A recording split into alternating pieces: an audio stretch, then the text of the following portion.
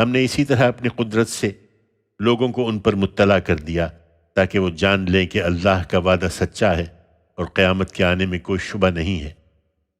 ذرا خیال کرو، جب ان کے معاملے میں لوگ آپس میں بحث کر رہے تھے تو کچھ لوگوں نے کہا ان کے غار پر ایک عمارت بنا دو اور زیادہ تفتیش نہ کرو، ان کا پروردگار ان کے حالات کو بہتر جانتا ہے۔ اس کے برخلاف جن لوگوں کی رائے ان کے معاملے میں غالب رہی، انہوں نے کہا ہم تو ان کے غار پر ایک مسجد بنائیں گے۔ اب یہ لوگ کہیں گے کہ وہ 3 تھے اور چوتھا ان کا کتا تھا، اور ان میں سے کچھ کہیں گے کہ 5 تھے اور چھٹا ان کا کتا تھا، بالکل اٹکل پچو، اور کچھ کہیں گے کہ 7 تھے اور 8واں ان کا کتا تھا۔ کہہ دو میرا پروردگار بہتر جانتا ہے کہ وہ کتنے تھے، ان کو تھوڑے ہی لوگ جانتے ہیں۔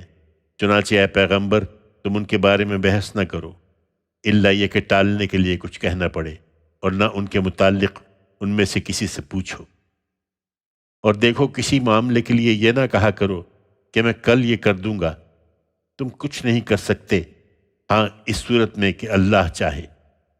اور جب تم بھول جاؤ تو فوراً اپنے پروردگار کو یاد کرو اور کہو امید ہے کہ میرا پروردگار اس سے بھی کم مدت میں صحیح بات کی طرف میری رہنمائی فرما دے گا۔ اسی طرح کہیں گے کہ وہ اپنے غار میں 300 سال رہے اور 9 سال اس پر مزید بھی۔ کہہ دو ان کے رہنے کی مدت اللہ ہی بہتر جانتا ہے، زمین اور آسمانوں کا غیب اسی کے علم میں ہے۔ کیا ہی خوب ہے وہ دیکھنے اور سننے والا، اس کے سوا ان کا کوئی کارساز نہیں ہے، اور اپنے اختیار میں وہ کسی کو شریک بھی نہیں کرتا۔ تم ان کی پرواہ نہ کرو اے پیغمبر، اور تمہارے پروردگار کی جو کتاب تمہاری طرف وحی کی جا رہی ہے اسے لوگوں کو سنا دو۔ خدا کے قوانین کو کوئی بدلنے والا نہیں ہے۔ تم ان سے ہٹ کر کچھ چاہو گے تو اس کے سوا ہرگز کوئی پناہ کی جگہ نہ پاؤ گے۔ تم اپنے آپ کو ان لوگوں کے ساتھ جمائے رکھو جو اپنے پروردگار کی رضا جوئی میں صبح و شام اس کو پکارتے ہیں۔ تمہاری آنکھیں دنیاوی زندگی کی رونق کی خاطر ان سے ہٹنے نہ پائیں، اور تم ان لوگوں کی بات پر دھیان نہ کرو جن کے دل ہم نے اپنی یاد سے غافل کر دیے ہیں، اور جو اپنی خواہشوں کے پیچھے پڑے ہیں، اور جن کا معاملہ حد سے گزر گیا ہے۔ ان سے کہو تمہارے پروردگار کی طرف سے یہی حق ہے، تو جس کا جی چاہے ایمان لائے اور جس کا جی چاہے انکار کر دے۔ البتہ یاد رکھو کہ ہم نے ظالموں کے لیے ایسی آگ تیار کر رکھی ہے جس کے سرا پردے ان کو اپنے گھیرے میں لے لیں گے۔ اگر وہ پانی کے لیے فریاد کریں گے تو ان کی فریاد رسی اس پانی سے کی جائے گی جو پگھلے ہوئے تانبے کی طرح ہوگا، وہ چہروں کو بھون ڈالے گا۔ کیا ہی برا پانی ہوگا اور کیا ہی برا ٹھکانہ۔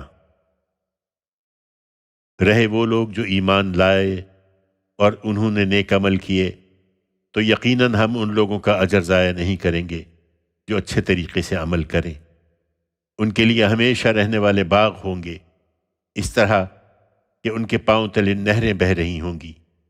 انہیں وہاں سونے کے کنگن پہنائے جائیں گے، وہ سندس اور استبرق کی سبز پوشاک پہنیں گے، تختوں پر ٹیک لگائے ہوئے اس میں بیٹھے ہوں گے۔ کیا ہی اچھا بدلہ ہے اور کیا ہی اچھا ٹھکانہ۔ تم ان کے سامنے ایک مثال بیان کرو۔ 2 شخص تھے، ان میں سے ایک کو ہم نے انگوروں کے 2 باغ دے رکھے تھے اور ان کے گردا گرد کھجوروں کے درخت لگا دیے تھے اور ان کے درمیان کھیتی کے قطع رکھ دیے تھے۔ دونوں باغ خوب پھل لاتے، اس میں کوئی کمی نہیں کرتے تھے، اور ان کے بیچ بیچ میں ہم نے ایک نہر دوڑا دی تھی۔ اس کے پھلوں کا موسم ہوا تو اس نے اپنے ساتھی سے بحث کرتے ہوئے کہا میں تم سے مال میں بھی زیادہ ہوں اور میرا جتھا بھی زبردست ہے۔ وہ یہ باتیں کرتے ہوئے اپنے باغ میں داخل ہوا تو اپنی جان پر آفت ڈھا رہا تھا۔ اس نے کہا میں نہیں سمجھتا کہ یہ کبھی برباد ہو جائے گا، اور میں نہیں سمجھتا کہ قیامت کبھی آئے گی۔ تاہم میں اگر اپنے پروردگار کی طرف لوٹایا بھی گیا تو جہاں لوٹ کر جاؤں گا اس سے بہتر جگہ ہی پاؤں گا۔ اس کے ساتھی نے اس سے گفتگو کرتے ہوئے جواب دیا کیا اس ہستی کا انکار کر رہے ہو جس نے تمہیں مٹی سے بنایا، پھر پانی کی ایک بوند سے پھر تم کو ایک پورا آدمی بنا کھڑا کیا۔ تم جو چاہے کہو، لیکن میں تو یہی سمجھتا ہوں کہ میرا رب وہی اللہ ہے، اور میں اپنے رب کے ساتھ کسی کو شریک نہیں ٹھہراتا۔ تم جب اپنے باغ میں داخل ہو رہے تھے تو تم نے یہ کیوں نہیں کہا کہ جو اللہ نے چاہا؟ اللہ کے بغیر کسی میں کوئی طاقت نہیں ہے۔ اگر تم مجھ کو دیکھتے ہو کہ میں مال و اولاد میں تم سے کم ہوں، تو عجب نہیں کہ میرا پروردگار مجھے تمہارے باغ سے بہتر باغ عطا فرمائے، اور تمہارے باغ پر آسمان سے کوئی ایسی گردش بھیج دے کہ وہ چٹیل میدان ہو کر رہ جائے، یا اس کا پانی زمین میں اتر جائے، پھر تم اس کو کسی طرح پا نہ سکو۔ چنانچہ یہی ہوا، اور اس کا سارا پھل عذاب کے پھیر میں آ گیا۔ سو جو کچھ اس نے باغ پر خرچ کیا تھا وہ اس پر اپنے ہاتھ ملتا رہ گیا۔ اس کا باغ اپنی ٹٹیوں پر گرا پڑا تھا، اور وہ کہہ رہا تھا، اے کاش میں اپنے پروردگار کے ساتھ کسی کو شریک نہ ٹھہراتا۔ اس کے پاس کوئی جتھا نہ تھا جو خدا کے مقابلے میں اس کی مدد کرتا، اور نہ وہ خود اس کا بدلہ لے سکتا تھا۔ اس وقت سارا اختیار صرف خدا برحق کا تھا۔ حقیقت یہ ہے کہ اسی کا اجر بہتر ہے، اور جس انجام تک وہ پہنچائے وہی سب سے اچھا انجام ہے۔ یہ جس پر ریجھے ہوئے ہیں، انہیں اس دنیاوی زندگی کی مثال سناؤ۔ یہ ایسی ہے جیسے پانی ہو جسے ہم نے آسمان سے بارش برسا کر اتارا، پھر اس سے زمین کی نباتات خوب گھنی ہوئیں، پھر چورا ہو کر رہ گئیں، جسے ہوائیں اڑاتی پھری ہیں۔ اللہ ہر چیز پر قدرت رکھنے والا ہے۔ یہ مال اور بیٹے اسی دنیاوی زندگی کی رونق ہیں۔ حقیقت یہ ہے کہ تمہارے پروردگار کے ہاں اجر کے لحاظ سے بہتر وہ اعمال ہیں جو اچھے اور باقی رہنے والے ہیں، اور اس لحاظ سے بھی کہ ان سے امیدیں وابستہ کی جائیں۔ اس دن کا خیال کرو جب ہم پہاڑوں کو چلا دیں گے، اور تم زمین کو دیکھو گے کہ بالکل عریاں ہو گئی ہے، اور ہم ان کو لاجمع کریں گے، پھر ان میں سے کسی کو چھوڑیں گے نہیں، اور سب صفے باندھے ہوئے تیرے پروردگار کے حضور پیش کر دیے جائیں گے۔ تم ہمارے پاس آ گئے نا، جس طرح ہم نے تمہیں پہلی مرتبہ پیدا کیا تھا، بلکہ تم نے تو یہ سمجھ رکھا تھا کہ ہم تمہارے لیے کوئی وعدے کا وقت مقرر ہی نہیں کریں گے۔ اس وقت اعمال کا دفتر سامنے رکھ دیا جائے گا، پھر تم مجرموں کو دیکھو گے کہ جو کچھ اس میں لکھا ہے وہ اس سے ڈر رہے ہوں گے، اور کہیں گے کہ ہائے ہماری کمبختی، یہ کیسا دفتر ہے کہ نہ کوئی چھوٹی بات اس نے لکھنے سے چھوڑی ہے نہ بڑی۔ انہوں نے جو کچھ دنیا میں کیا تھا سب اپنے سامنے حاضر پایا، اور تیرا پروردگار اس دن کسی پر کوئی ظلم نہ کرے گا۔ یاد کرو جب ہم نے فرشتوں کو حکم دیا کہ آدم کو سجدہ کرو تو وہ سجدہ ریز ہو گئے، مگر ابلیس نہیں مانا، وہ جنوں میں سے تھا، سو اپنے پروردگار کے حکم سے نکل بھاگا۔ اب کیا تم مجھے چھوڑ کر اس کو اور اس کی اولاد کو اپنا کارساز بنا رہے ہو، درا حال ہے کہ وہ تمہارے دشمن ہیں؟ بڑا ہی برا بدل ہے جسے یہ ظالم اختیار کر رہے ہیں۔ یہ ان کو میرا شریک ٹھہرا رہے ہیں، جبکہ میں نے ان شیطانوں کو نہ زمین اور آسمانوں کو پیدا کرتے وقت بلایا تھا، اور نہ خود ان کو پیدا کرتے وقت بلایا تھا۔ میں ایسا نہیں ہوں کہ گمراہ کرنے والوں کو اپنا دست و بازو بنا لوں۔ یہ اس دن کیا کریں گے جس دن خدا کہے گا کہ اب ان کو پکارو جنہیں تم میرا شریک سمجھتے تھے، سو ان کو پکاریں گے، مگر وہ انہیں کوئی جواب نہ دیں گے۔ ہم ان کے درمیان ایک ہلاکت کا گڑھا حائل کر دیں گے، اور یہ مجرم اس کی آگ کو دیکھیں گے اور سمجھ لیں گے کہ اسی میں گرنے والے ہیں، اور اس سے بچنے کے لیے وہ کوئی راہ نہ پا سکیں گے۔ ہم نے اس قرآن میں لوگوں کی رہنمائی کے لیے ہر قسم کی تنبیہات طرح طرح سے بیان کر دی ہیں، مگر انسان بڑا ہی جھگڑالو واقع ہوا ہے۔ جب ان کے پاس ہدایت آ چکی تو ان لوگوں کو ایمان لانے اور اپنے پروردگار سے مغفرت مانگنے سے یہی چیز روک رہی ہے کہ اگلوں کا معاملہ ان کے لیے بھی ظاہر ہو جائے، یا عذاب ان کے سامنے آ کھڑا ہو۔ انہیں بتاؤ کہ رسولوں کو تو ہم صرف اس لیے بھیجتے ہیں کہ بشارت دیں اور خبردار کر دیں۔ اور ان منکروں کا حال یہ ہے کہ باطل کی مدد سے کٹ حجتیاں کرتے ہیں کہ اس کے ذریعے سے حق کو نیچا دکھائیں، اور میری آیتوں کو انہوں نے مذاق بنا رکھا ہے، اور اس چیز کو بھی جس سے انہیں خبردار کیا گیا ہے۔ ان سے بڑا ظالم کون ہوگا جنہیں ان کے پروردگار کی آیتوں کے ذریعے سے یاد دہانی کی جائے تو وہ ان سے منہ پھیر لیں اور اپنے ہاتھوں کی کمائی بھول جائیں جو آگے بھیج چکے ہیں۔ ان کے دلوں پر ہم نے اسی کے سبب سے پردے ڈال دیے ہیں کہ اس قرآن کو نہ سمجھیں، اور ان کے کانوں میں گرانی پیدا کر دی ہے کہ اس کو نہ سنیں۔ تم ان کو کتنا ہی ہدایت کی طرف بلاؤ، یہ اس حالت میں تو ہرگز کبھی ہدایت نہ پائیں گے۔ حقیقت یہ ہے کہ تمہارا پروردگار بڑا درگزر کرنے والا اور رحم فرمانے والا ہے۔ وہ ان کے اعمال کی پاداش میں انہیں اسی وقت پکڑنا چاہتا تو ان پر فوراً عذاب بھیج دیتا، لیکن ان کے لیے ایک وقت مقرر ہے، وہ جب آ جائے گا تو یہ اس کے مقابل میں کوئی پناہ کی جگہ نہ پائیں گے۔ یہ بستیاں تمہارے سامنے ہیں، جب ان کے لوگ ظالم ہو گئے تو ہم نے انہیں ہلاک کر دیا، اور ان کی ہلاکت کے لیے بھی ہم نے ایک وقت مقرر کر رکھا تھا۔ ان کے مقابل میں صبر کرو اے پیغمبر، اور اس کے لیے وہ واقعہ سامنے رکھو جب موسیٰ نے اپنے شاگرد سے کہا کہ میں چلتا رہوں گا یہاں تک کہ دو دریاؤں کے ملنے کی جگہ پر پہنچ جاؤں، یا اسی طرح سال ہر سال چلتا رہوں۔ سو جب وہ دریاؤں کے ملنے کی جگہ پر پہنچے تو اپنے ناشتے کی بھنی ہوئی مچھلی بھول گئے، اور اس نے دریا میں سرنگ لگا کر اپنی راہ لی۔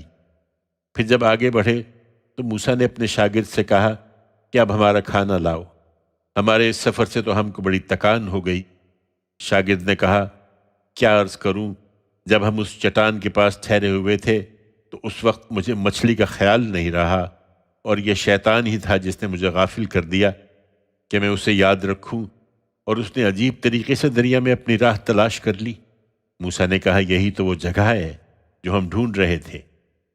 چنانچہ وہ اپنے نقش قدم دیکھتے ہوئے لوٹے تو ہمارے بندوں میں سے ایک بندے کو وہاں پایا جسے ہم نے خاص اپنی رحمت سے نوازا تھا، اور اپنے پاس سے اس کو ایک خاص علم عطا فرمایا تھا۔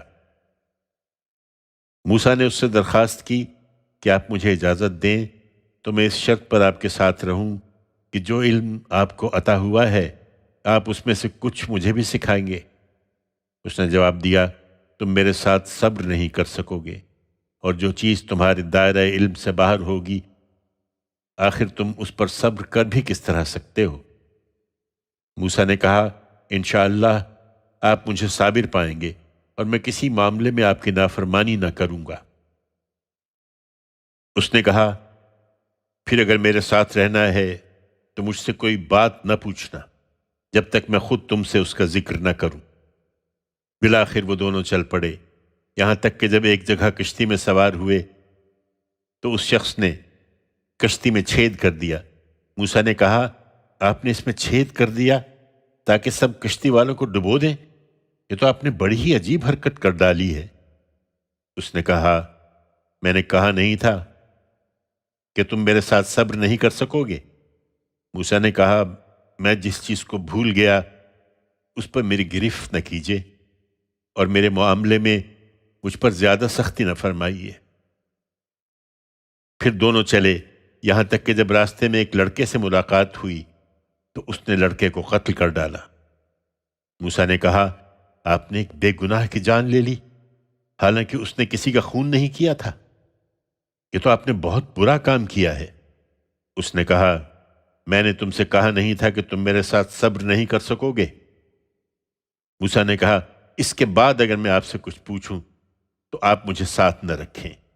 آپ میری طرف سے حد عذر کو پہنچ گئے۔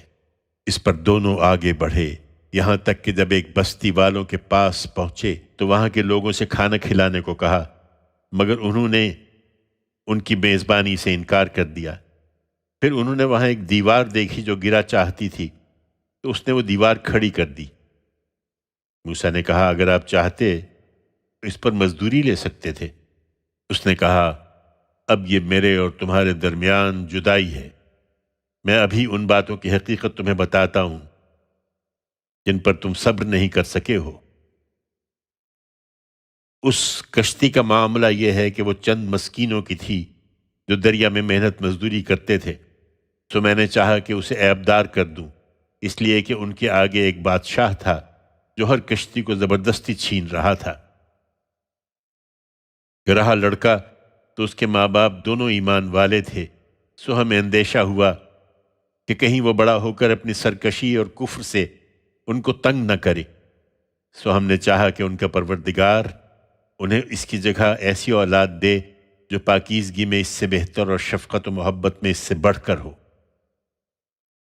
اور دیوار کا معاملہ یہ ہے کہ وہ شہر کے 2 یتیم لڑکوں کی تھی، اس کے نیچے ان کا دفینہ تھا اور ان کا باپ ایک نیک آدمی تھا، یہ دفینہ اسی نے رکھا تھا، سو تیرے پروردگار نے چاہا کہ وہ اپنی جوانی کو پہنچے اور اپنا دفینہ خود نکالے۔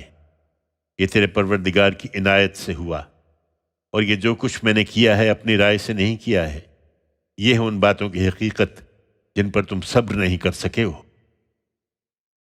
وہ تم سے ذوالقرنین کے بارے میں بھی پوچھ رہے ہیں، ان سے کہو میں اس کا کچھ تذکرہ ابھی تمہیں سناتا ہوں۔ ہم نے اس کو زمین میں اقتدار عطا فرمایا تھا اور اس کو ہر قسم کے اسباب و وسائل بخشے تھے۔ پھر اس نے ایک مرتبہ ایک مہم کا سامان کیا، یہاں تک کہ جب وہ سورج کے غروب ہونے کی جگہ تک پہنچا تو اس نے سورج کو دیکھا کہ ایک سیاہ کیچڑ کے چشمے میں ڈوب رہا ہے، اور اس کے پاس اسے ایک قوم ملی۔ ہم نے کہا اے ذوالقرنین، یہ تیرے اختیار میں ہیں کہ چاہو تو انہیں سزا دو اور چاہو تو ان کے بارے میں حسن سلوک کا رویہ اختیار کرو۔ اس نے کہا جو ان میں سے ظلم کرے گا ہم اس کو سزا دیں گے، پھر وہ اپنے پروردگار کی طرف لوٹایا جائے گا تو وہ بھی اس کو سخت سزا دے گا۔ اس کے برخلاف جو ایمان لائے گا اور اچھا عمل کرے گا اس کے بدلے میں اس کے پروردگار کے پاس بھی بھلائی ہے، اور ہم بھی اس کے ساتھ اپنا معاملہ آسان کریں گے۔ پھر اس نے ایک دوسری مہم کا سامان کیا، یہاں تک کہ جب وہ طلوع آفتاب کی جگہ تک پہنچا تو اس کو دیکھا کہ وہ ایک ایسی قوم پر طلوع ہو رہا ہے جن کے لیے ہم نے آفتاب کے ادھر کوئی آڑ نہیں رکھی تھی۔ یہ اسی طرح ہوا، اور جو کچھ ذوالقرنین کے پاس تھا اسے ہم خوب جانتے تھے۔ اس نے پھر ایک اور مہم کا سامان کیا، یہاں تک کہ جب 2 پہاڑوں کے درمیان ایک درے تک پہنچا تو ان کے اس طرف اس کو ایسے لوگ ملے جو کوئی بات سمجھ نہیں پاتے تھے۔ انہوں نے درخواست کی کہ اے ذوالقرنین، یاجوج اور ماجوج اس سرزمین میں فساد پھیلاتے ہیں، تو کیا یہ ہو سکتا ہے کہ ہم آپ کے لیے اخراجات کا بندوبست کریں اور آپ ہمارے اور ان کے درمیان کوئی روک بنا دیں؟ اس نے جواب دیا کہ جو کچھ میرے پروردگار نے میرے اختیار میں دے رکھا ہے وہی بہت ہے، تم البتہ ہاتھ پاؤں سے میری مدد کرو، میں تمہارے اور ان کے درمیان ایک دیوار کھڑی کیے دیتا ہوں، مجھے لوہے کی سلیں لا دو۔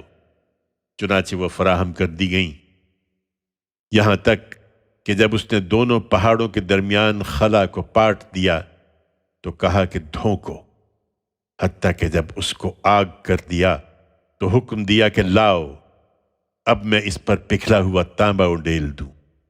سو یہ ایسی دیوار بن گئی کہ یاجوج و ماجوج اب نہ اس پر چڑھ سکتے تھے نہ اس میں نقب لگا سکتے تھے۔ ذوالقرنین نے کہا یہ میرے پروردگار کی رحمت ہے، پھر جب میرے پروردگار کے وعدے کا ظہور ہوگا تو وہ اس کو ڈھا کر برابر کر دے گا، اور میرے پروردگار کا وعدہ برحق ہے۔ اس دن ہم لوگوں کو چھوڑ دیں گے کہ ایک دوسرے سے موجوں کی طرح ٹکرا رہے ہوں گے، اور سور پھونکا جائے گا، اور اس طرح ہم ان سب کو اکٹھا کر لیں گے۔ اس دن ہم دوزخ کو ان منکروں کے سامنے پیش کریں گے جن کی آنکھوں پر میری یاد دہانی سے پردہ پڑا رہا اور وہ سننے کی تاب نہیں لاتے تھے۔ پھر کیا یہ منکرین اس خیال میں ہے کہ میرے بندوں کو یہ میرے سوا اپنا کارساز بنا لیں؟ یہ محض خوش فہمی ہے، ایسے منکروں کی مہمانی کے لیے ہم نے جہنم تیار کر رکھی ہے۔ ان سے کہو کیا ہم تمہیں بتائیں کہ اپنے اعمال کے لحاظ سے سب سے زیادہ خسارے میں کون ہیں؟ وہ لوگ جن کی تمام سعی و جہد دنیا کی زندگی میں عکارت ہو گئی اور وہ اسی خیال میں رہے کہ وہ بہت اچھا کام کر رہے ہیں۔ یہی لوگ ہیں جنہوں نے اپنے پروردگار کی آیات اور اس سے ملاقات کا انکار کیا، تو ان کے اعمال ضائع ہوئے۔ اب قیامت کے دن ہم ان کو کوئی وزن نہ دیں گے، ان کا بدلہ یہی جہنم ہے، اس لیے کہ انہوں نے انکار کیا اور میری آیتوں اور میرے رسولوں کا مذاق اڑایا ہے۔ البتہ جو ایمان لائے اور انہوں نے اچھے عمل کیے ہیں، ان کے لیے فردوس کے باغوں کی مہمانی ہے، وہ اس میں ہمیشہ رہیں گے، وہاں سے کبھی اٹھنا نہ چاہیں گے۔ یہ نشانیاں مانگتے ہیں، انہیں بتاؤ اے پیغمبر کہ میرے پروردگار کی نشانیوں کو لکھنے کے لیے اگر سمندر روشنائی بن جائے تو سمندر ختم ہو جائے، اس سے پہلے کہ میرے پروردگار کی نشانیاں ختم ہوں، اگرچہ ہم اس کے ساتھ اسی کے مانند اور سمندر ملا دیں۔ ان سے کہو تم کس سے نشانیاں مانگتے ہو؟ میں بھی تمہاری ہی طرح ایک آدمی ہوں، مجھ پر وحی آتی ہے کہ تمہارا معبود صرف ایک ہی معبود ہے، سو جسے اپنے پروردگار سے ملنے کی امید ہو اسے چاہیے کہ نیک عمل کرے اور اپنے پروردگار کی عبادت میں کسی کو شریک نہ ٹھہرائے۔ مریم۔ اللہ کے نام سے جو سراسر رحمت ہے، جس کی شفقت ابدی ہے۔ یہ سورہ کاف ہا یا عین صاد ہے۔ یہ تیرے پروردگار کے فضل و رحمت کا ذکر ہے جو اس نے اپنے بندے زکریا پر کیا تھا جب اس نے اپنے پروردگار کو چپ کے پکارا۔ اس نے عرض کیا، میرے پروردگار، میری ہڈیاں بوڑھی ہو گئی ہیں اور سر بڑھاپے سے بھڑک اٹھا ہے، اور اے پروردگار، تجھ سے مانگ کر میں کبھی محروم نہیں رہا۔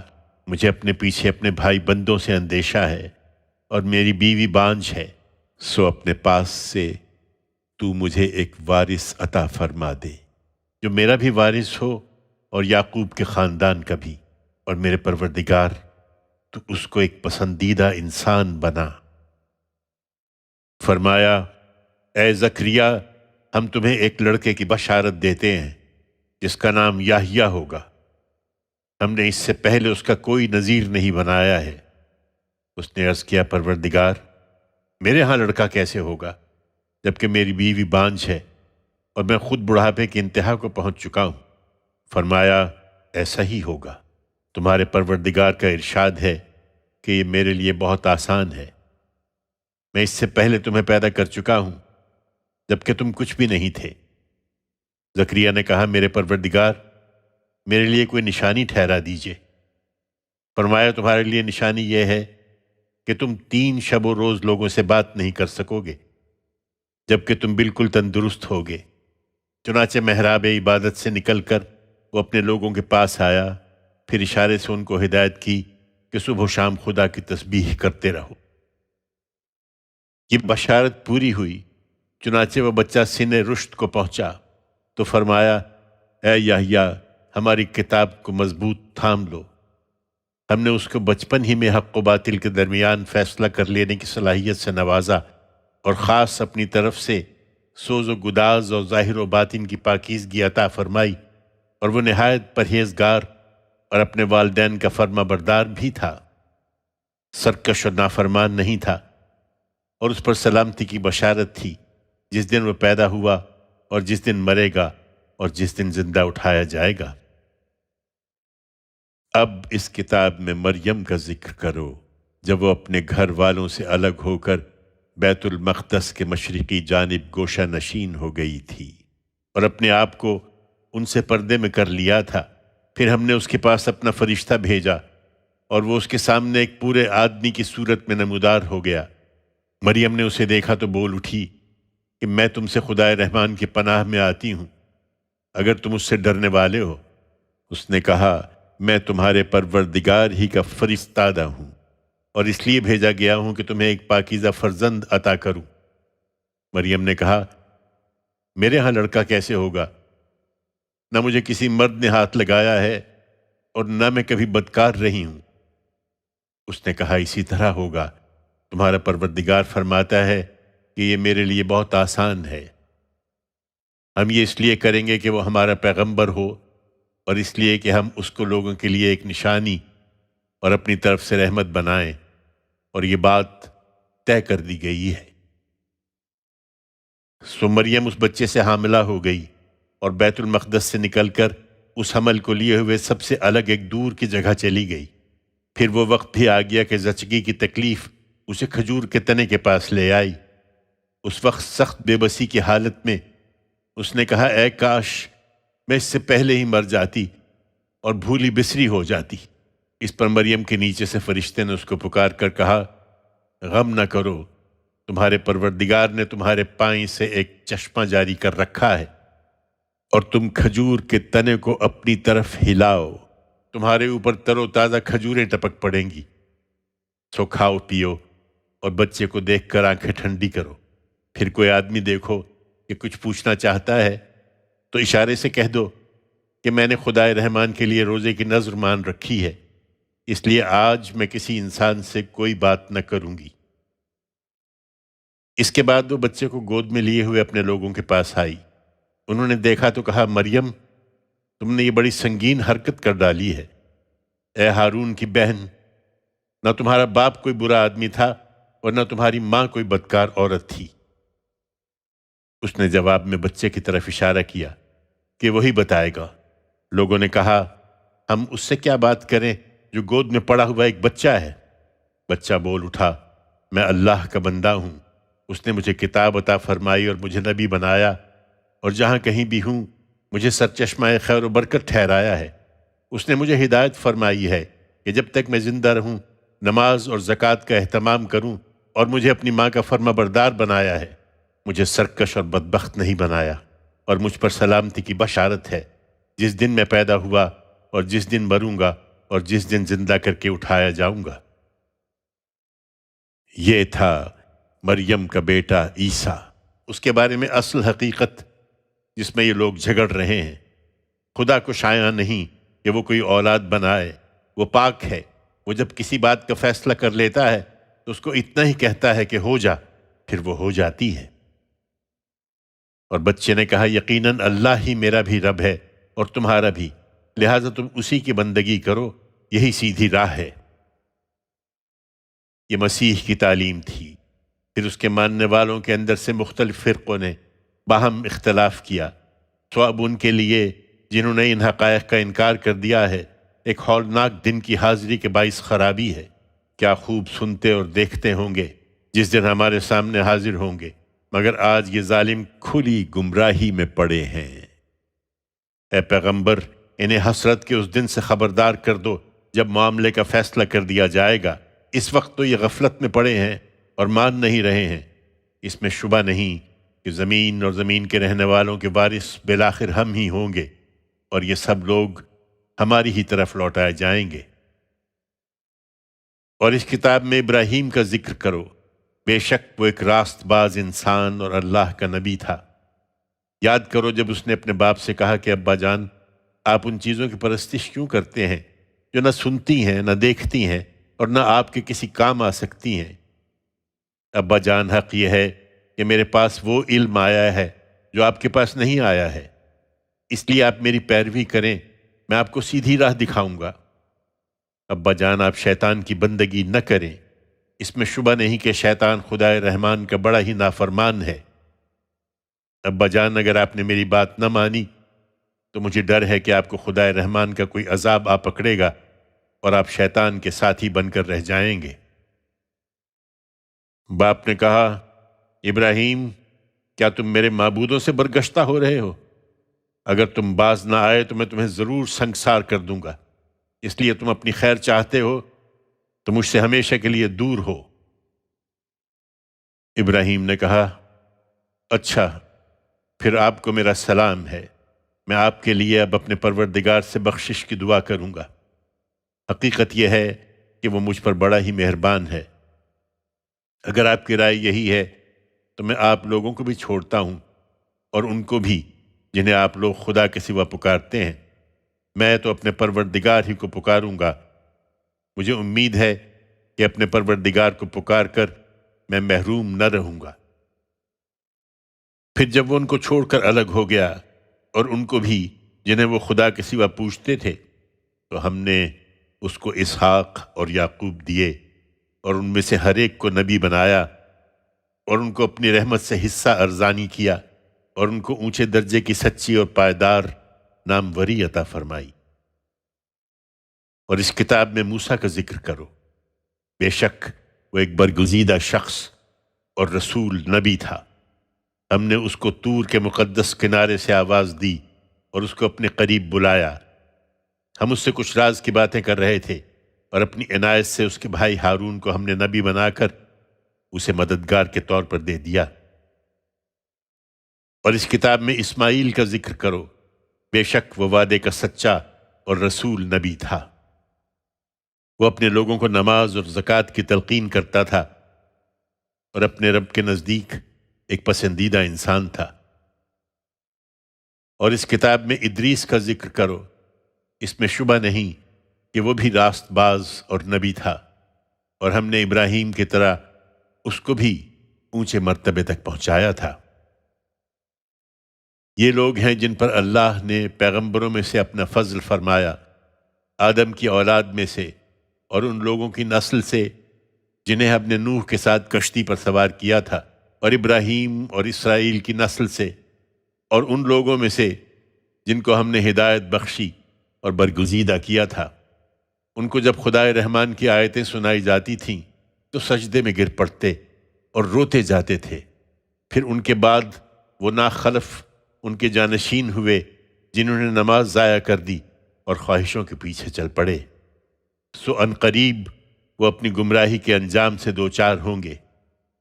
البتہ جو توبہ کر لیں اور ایمان لائیں اور نیک عمل کریں تو یہی لوگ ہیں جو جنت میں داخل ہوں گے، اور ان کی ذرہ برابر حق تلفی نہ ہوگی، ہمیشہ رہنے والے باغوں میں جن کا خدائے رحمان نے اس دنیا میں اپنے بندوں سے وعدہ کر رکھا ہے، جو آنکھوں سے پوشیدہ ہے۔ اس کا وعدہ یقیناً پورا ہو کر رہے گا۔ وہ اس میں کوئی بیہودہ بات نہ سنیں گے۔ ان کے لیے وہاں سلام ہی سلام ہوگا۔ ان کا رزق صبح و شام اس میں مہیا ہوگا۔ یہ وہ جنت ہے جس کا وارث ہم اپنے بندوں میں سے ان کو بنائیں گے جو خدا سے ڈرنے والے ہوں گے۔ ہم کو معلوم ہے محمد کہ تم ہمارے لیے منتظر رہتے ہو، لیکن ہمارا معاملہ یہ ہے کہ ہم تمہارے پروردگار کے حکم ہی سے اترتے ہیں۔ ہمارے آگے اور پیچھے جو کچھ ہے سب اسی کے اختیار میں ہے، اور وہ بھی جو اس کے درمیان ہے۔ تم مطمئن رہو، تمہارا پروردگار کسی چیز کو بھولنے والا نہیں ہے۔ وہ زمین اور آسمانوں اور ان کے درمیان کی ہر چیز کا مالک ہے، سو اسی کی بندگی کرو اور اس کی بندگی پر جمے رہو۔ کیا تمہارے علم میں اس جیسا کوئی اور بھی ہے؟ انسان کہتا ہے کہ جب میں مر جاؤں گا تو پھر زندہ کر کے نکالا جاؤں گا۔ کیا انسان کو یاد نہیں آتا کہ ہم اس سے پہلے اس کو پیدا کر چکے ہیں جبکہ وہ کچھ بھی نہیں تھا؟ سو تیرے پروردگار کی قسم، ہم ان کو بھی ضرور اکٹھا کریں گے اور ان کے شیطانوں کو بھی، پھر ان سب کو جہنم کے گرد اس طرح حاضر کریں گے کہ مجرموں کی طرح یہ گھٹنوں کے بل بیٹھے ہوئے ہوں گے۔ پھر ہر گروہ میں سے ہم ان لوگوں کو چھانٹ کر الگ کر دیں گے جو خدائے رحمان کے مقابل میں سب سے زیادہ سرکشی کرنے والے بنے رہے۔ پھر ان لوگوں کو سب سے بڑھ کر جاننے والے بھی ہم ہی ہوں گے جو سب سے زیادہ مستحق ہوں گے کہ جہنم میں جا پڑیں۔ خدائے رحمان کے مقابل میں اکڑنے والوں، تم میں سے ہر ایک کو اس میں لازماً داخل ہونا ہے۔ یہ ایک طے شدہ بات ہے، اے پیغمبر، جس کو پورا کرنا تیرے رب کا ذمہ ہے۔ پھر ہم ان کو نجات دیں گے جو خدا سے ڈرتے رہے، اور ان کو جو اپنی جانوں پر ظلم ڈھانے والے تھے اسی میں گھٹنوں کے بل بیٹھے ہوئے چھوڑ دیں گے۔ انہیں جب ہماری کھلی کھلی آیتیں سنائی جاتی ہیں تو یہ منکرین ایمان لانے والوں سے کہتے ہیں کہ بتاؤ، ہم دونوں گروہوں میں سے کون اپنے مرتبے کے لحاظ سے بہتر ہے اور کس کی مجلسیں زیادہ شاندار ہیں؟ ان سے پہلے ہم نے کتنی ہی قومیں ہلاک کر چھوڑی ہیں جو ساز و سامان اور ظاہری شان و شوکت میں ان سے کہیں بڑھی ہوئی تھیں۔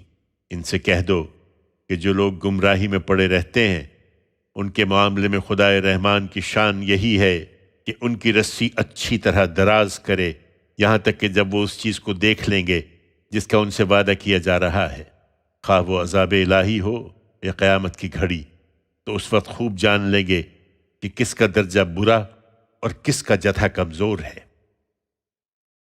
اس کے برخلاف جو لوگ ہدایت کی راہ اختیار کرتے ہیں، اللہ ان کی ہدایت میں اضافہ کرتا ہے، اور باقی رہنے والے اچھے اعمال تیرے پروردگار کے نزدیک اجر کے لحاظ سے بھی بہتر ہیں اور مآل کار کے لحاظ سے بھی۔ پھر تم نے اس شخص کو دیکھا ہے جس نے ہماری آیتوں کو ماننے سے انکار کر دیا ہے، اور جس کا دعویٰ ہے کہ میں آخرت میں بھی اسی طرح مال و اولاد سے ضرور نوازا جاؤں گا۔ کیا اس نے غیب میں جھانک کر دیکھا ہے یا خدائے رحمان سے کوئی عہد لے لیا ہے؟ ہرگز نہیں۔ وہ جو کچھ کہتا ہے اسے ہم لکھ رکھیں گے، اور اس کے اس ادعا کے باعث اس کے حق میں عذاب بڑھاتے چلے جائیں گے، اور وہ جن چیزوں کا مدعی ہے اس کے وارث ہم ہو جائیں گے، اور وہ ہمارے سامنے اکیلا حاضر ہوگا۔ ان لوگوں نے اللہ کے سوا معبود بنا رکھے ہیں تاکہ وہ ان کے پشت پناہ ہوں۔ ہرگز نہیں، وہاں کوئی پشت پناہ نہ ہوگا۔ وہ سب ان کی عبادت کا انکار کر دیں گے اور الٹے ان کے مخالف بن جائیں گے۔ تم نے دیکھا نہیں کہ ان منکروں پر ہم نے شیطانوں کو چھوڑ دیا ہے، وہ انہیں خوب خوب اکسا رہے ہیں، سو ان کے خلاف فیصلے کے لیے جلدی نہ کرو، ہم تو بس ان کی گنتی پوری کر رہے ہیں۔ انہیں یاد دلاؤ جس دن ہم پرہیزگاروں کو خدائے رحمان کی طرف مہمان بنا کر اکٹھا کر لائیں گے اور مجرموں کو جہنم کی طرف پیاسا ہانکیں گے۔ اس دن انہیں کوئی سفارش لانے کا اختیار نہ ہوگا مگر جس نے خدائے رحمان سے کوئی عہد لے رکھا ہو۔ کہتے ہیں کہ خدائے رحمان نے اولاد بنا رکھی ہے، یہ تم نے بڑی ہی سنگین بات کہی ہے۔ قریب ہے کہ اس سے آسمان پھٹ پڑے، زمین شق ہو جائے اور پہاڑ ڈھہ کر گر پڑے کہ لوگوں نے خدائے رحمان کی طرف اولاد کی نسبت کی ہے۔ رحمان کو شایع نہیں کہ وہ کسی کو اولاد بنائے۔ زمین اور آسمانوں میں جو بھی ہیں سب رحمان کے حضور بندوں ہی کی حیثیت سے پیش ہونے والے ہیں۔ وہ ان کا احاطہ کیے ہوئے ہے اور اس نے انہیں اچھی طرح گن رکھا ہے۔ ان میں سے ہر ایک قیامت کے دن اس کے سامنے اکیلا حاضر ہوگا، البتہ جو لوگ ایمان لائے اور انہوں نے نیک عمل کیے ہیں، ان قریب خدائے رحمان ان کے لیے اپنے حضور میں مہر و محبت کی فضا پیدا کر دے گا۔ سو اے پیغمبر، ہم نے اس قرآن کو تمہاری زبان میں اسی لیے سہل اور موزوں بنا دیا ہے کہ تم ان لوگوں کو اس کے ذریعے سے بشارت دو جو خدا سے ڈرنے والے ہیں، اور ان ہٹ دھرم لوگوں کو اس کے ذریعے سے خبردار کر دو۔ ان سے پہلے کتنی ہی قوموں کو ہم نے ہلاک کر چھوڑا ہے، کیا تم ان میں سے کسی کی آہٹ پاتے ہو یا کسی کی بھنک کہیں سنتے ہو؟ طٰہٰ، اللہ کے نام سے جو سراسر رحمت ہے، جس کی شفقت ابدی ہے۔ یہ سورہ طٰہٰ ہے۔ ہم نے یہ قرآن تم پر اس لیے نازل نہیں کیا ہے کہ تم مصیبت میں پڑ جاؤ، یہ تو صرف ایک یاد دہانی ہے ان کے لیے جو بن دیکھے اپنے پروردگار سے ڈریں۔ یہ نہایت اہتمام کے ساتھ اس ہستی کی طرف سے نازل کیا گیا ہے جس نے زمین کو اور تمہارے اوپر ان اونچے آسمانوں کو پیدا کیا ہے۔ وہی رحمان، وہ اس کائنات کے تخت سلطنت پر جلوہ فرما ہے۔ زمین اور آسمانوں میں جو کچھ ہے اور جو کچھ ان کے درمیان ہے اور جو کچھ زمین کے نیچے ہے، سب اسی کے اختیار میں ہے۔ تم چاہے اپنی بات علانیہ کہو یا چپکے سے کہو، اس سے کچھ بھی چھپا ہوا نہیں ہے، اس لیے کہ وہ تو چپکے سے کہی ہوئی بات بلکہ اس سے زیادہ مخفی باتوں کو بھی جانتا ہے۔ وہ اللہ ہے، اس کے سوا کوئی الہ نہیں ہے، تمام اچھے نام اسی کے ہیں۔ تمہیں کچھ موسیٰ کی سرگزشت بھی پہنچی ہے؟ جب اس نے دور ایک شعلہ دیکھا تو اپنے گھر والوں سے کہا، تم لوگ ذرا ٹھہرو، مجھے آگ سی دکھائی دی ہے، میں وہاں جاتا ہوں، شاید اس میں سے تمہارے لیے ایک آدھ انگارہ لے آؤں، یا آگ پر بیٹھے ہوئے لوگوں سے مجھے راستے کا کچھ پتہ مل جائے۔ پھر جب وہ اس کے پاس پہنچا تو آواز آئی، اے موسیٰ، یہ تو میں تمہارا پروردگار ہوں، سو اپنے جوتے اتار دو، اس لیے کہ تم طوبیٰ کے مقدس وادی میں ہو اور میں نے تمہیں منتخب کر لیا ہے۔ لہذا جو وحی کی جا رہی ہے اس کو توجہ سے سنو، اس میں شبہ نہیں کہ میں ہی اللہ ہوں، میرے سوا کوئی الہ نہیں ہے، سو میری ہی بندگی کرو اور میری یاد کے لیے نماز کا اہتمام رکھو۔ حقیقت یہ ہے کہ قیامت ضرور آنے والی ہے، میں اس کو چھپائے رکھنے کو ہوں، اس لیے آنے والی ہے کہ ہر شخص کو اس کے عمل کا بدلہ دیا جائے۔ چنانچہ کوئی ایسا شخص جو آخرت پر ایمان نہیں رکھتا اور اپنی خواہشوں کا پیرو ہے تم کو نماز سے روک نہ دے کہ تم ہلاک ہو جاؤ۔ اور یہ تمہارے ہاتھ میں کیا ہے اے موسیٰ؟ اس نے کہا، یہ میری لاٹھی ہے، میں اس پر ٹیک لگاتا ہوں اور اس سے اپنی بکریوں پر پتے جھاڑتا ہوں، اور اس میں میرے کچھ دوسرے کام بھی ہیں۔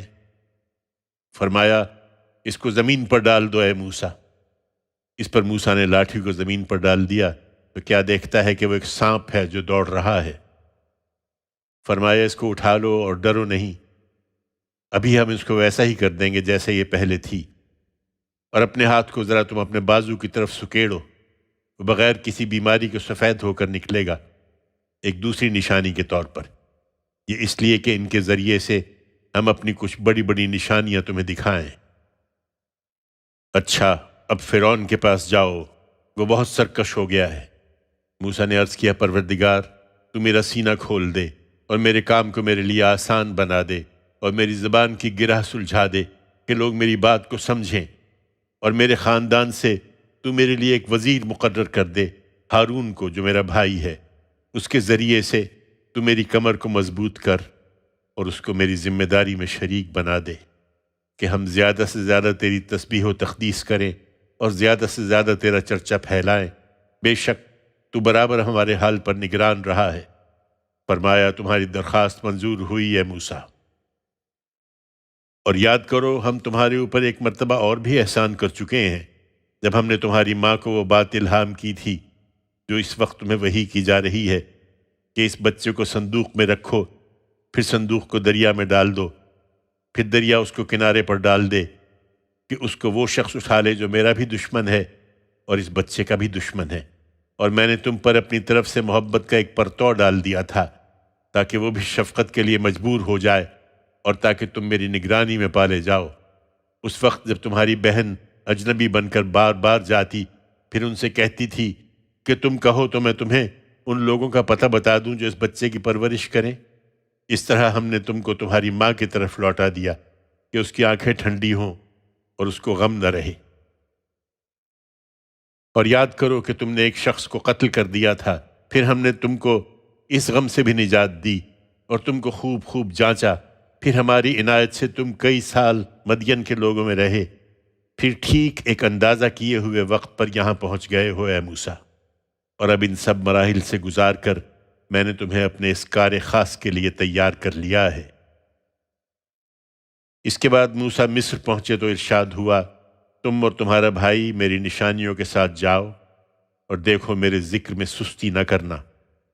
تم دونوں فرعون کے پاس جاؤ، حقیقت یہ ہے کہ وہ بہت سرکش ہو گیا ہے، سو اس سے نرمی کے ساتھ بات کرنا، شاید وہ یاد دہانی حاصل کرے یا میرے عتاب سے ڈرے۔ انہوں نے عرض کیا کہ اے ہمارے پروردگار، ہمیں اندیشہ ہے کہ اس کو سنتے ہی وہ ہم پر زیادتی کرے یا اس کی سرکشی کچھ اور بڑھ جائے۔ فرمایا، اندیشہ نہ کرو، میں تم دونوں کے ساتھ ہوں، سب کچھ سنتا اور دیکھتا ہوں۔ سو اس کے پاس جاؤ اور اس سے کہو کہ ہم تیرے رب کے فرستادے ہیں، اس لیے بنی اسرائیل کو ہمارے ساتھ جانے دو اور ان کو ستاؤ نہیں، ہم تیرے پروردگار کی طرف سے ایک بڑی نشانی لے کر تیرے پاس آئے ہیں، اور یہ پیغام بھی کہ سلامتی انہی پر ہے جو ہدایت کی پیروی کریں۔ ہم کو وحی کی گئی ہے کہ ان پر البتہ عذاب ہے جو جھٹلائیں اور منہ موڑیں۔ انہوں نے یہی بات آ کر کہہ دی تو فرعون نے پوچھا، اچھا تو پھر تم دونوں کا رب کون ہے اے موسیٰ؟ اس نے جواب دیا، ہمارا رب وہی ہے جس نے ہر چیز کو اس کی خلقت عطا کی، پھر رہنمائی فرمائی ہے۔ فرعون نے کہا، پھر اگلی قوموں کا کیا حال ہے؟ موسیٰ نے جواب دیا، ان کا علم میرے پروردگار کے پاس ایک نوشتے میں محفوظ ہے، میرا رب نہ بھٹکتا ہے نہ بھولتا ہے۔ وہی جس نے زمین کو تمہارے لیے گہوارہ بنایا اور اس میں تمہارے لیے راہیں نکال دیں اور آسمان سے پانی برسایا، پھر اس سے ہم نے مختلف نباتات کی گوناگوں قسمیں پیدا کر دیں، کھاؤ اور اپنے مویشیوں کو چراؤ، اس کے اندر عقل والوں کے لیے یقیناً بڑی نشانیاں ہیں۔ تم اگر سمجھو تو حقیقت یہ ہے کہ ہم نے اسی زمین سے تم کو پیدا کیا ہے، ہم اسی میں تم کو لوٹائیں گے اور اسی سے تم کو دوبارہ نکال کھڑا کریں گے۔ ہم نے فرعون کو اپنی سب نشانیاں دکھا دیں، اس پر بھی وہ جھٹلائے چلا گیا اور نہیں مانا۔ اس نے کہا، موسیٰ، کیا تم اس لیے ہمارے پاس آئے ہو کہ اپنے جادو کے زور سے ہم کو ہمارے ملک سے نکال باہر کرو؟ یہی بات ہے تو ہم بھی تمہارے مقابل میں ایسا ہی جادو لے کر آ جائیں گے۔ سو ہمارے اور اپنے درمیان ایک وعدہ ٹھہرا لو، کوئی بیچ کی جگہ، نہ ہم اس کی خلاف ورزی کریں نہ تم کرو گے۔ موسیٰ نے کہا، تمہارے ساتھ جشن کے دن کا وعدہ ہے، اور یہ کہ اس کے لیے لوگ دن چڑھے جمع کیے جائیں گے۔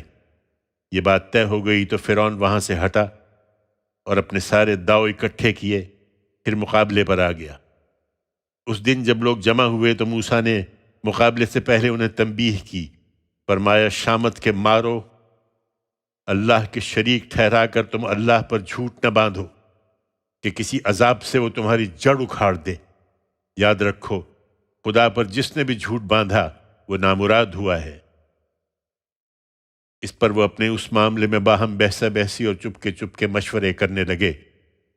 بالآخر انہوں نے کہا، یہ دونوں یقیناً بڑے ماہر جادوگر ہیں، یہ چاہتے ہیں کہ اپنے جادو کے زور سے تم کو تمہارے ملک سے نکال دیں اور تمہاری اس مثالی طریقے زندگی کا خاتمہ کر دیں۔ سو اپنی سب تدبیریں اکٹھی کر لو، پھر متحد ہو کر ان کے مقابلے میں آؤ، اور اچھی طرح سمجھ لو کہ آج وہی کامیاب رہے گا جو غلبہ پالے گا۔